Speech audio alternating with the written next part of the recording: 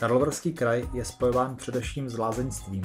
Vedle nejznámějších lázní v Karlových Varech se na území kraje nalézají i další lázeňská města, například Mariánské lázně, Františkovy lázně, lázně Kynžvart a Jáchymov.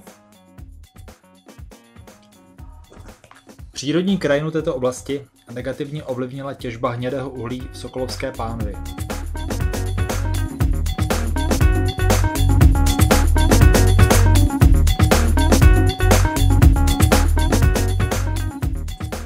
V Karlových Varech se nacházejí největší lázně na území České republiky.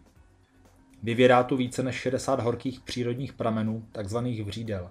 Jejich voda má v sobě rozpuštěno mnoho minerálních látek a plynů, které se u pramene usazují v podobě aragonitu, minerálu, z něhož se zhotovují známé vřídlovcové růže a jiné umělecké a upomínkové předměty. Kromě horkých vřídel se v Karlových Varech nalézají i prameny minerálních vod určené k přímému užití.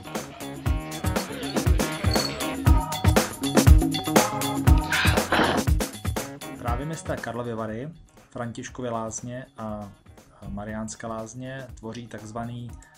Lázeňský trojúhelník.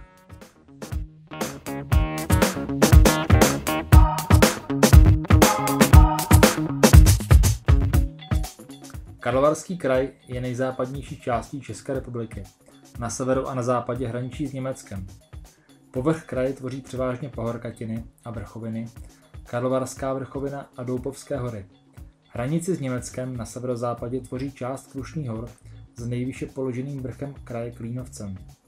Pod Krušnými horami se nacházejí nejníže položená místa Chebská a Sokolovská pánev.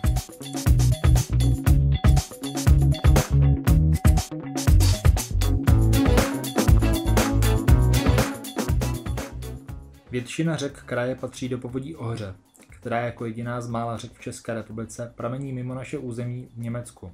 Jejím významným pravostranným přítokem je řeka Teplá.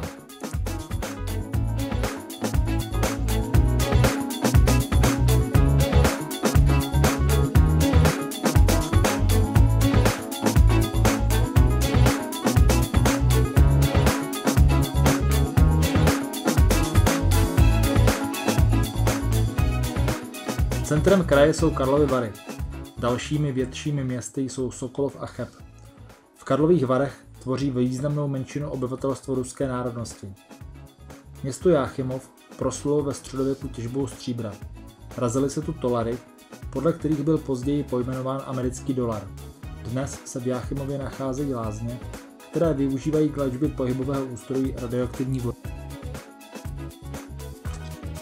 V okolí Karlových Varů jsou bohatá naleziště kaolínu. Ten se používá k výrobě porcelánu.